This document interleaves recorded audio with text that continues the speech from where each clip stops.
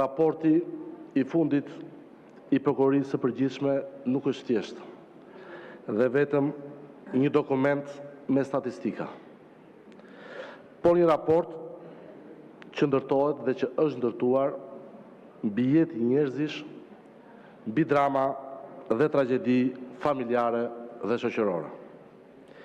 Çdo numër në atë raport është një nënë që pret djalin e saj pas hekurave.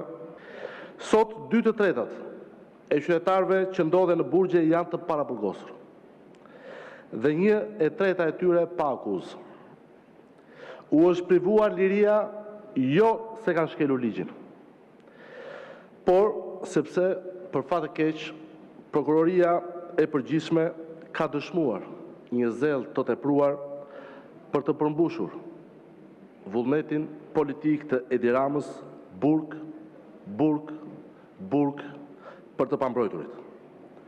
Hajtoi Prokuroria kush i mbus çantat e fëmijëve tanë me drogë dhe me thika, dhe kush po i vret fëmijët e shqiptarëve të thjeshtë në oboret e shkollave. Në fakt, ku drejtësia shndrohet në vegël politike, ajo nuk është gjë tjetër vetëm në një armike e betuar e interesit publik.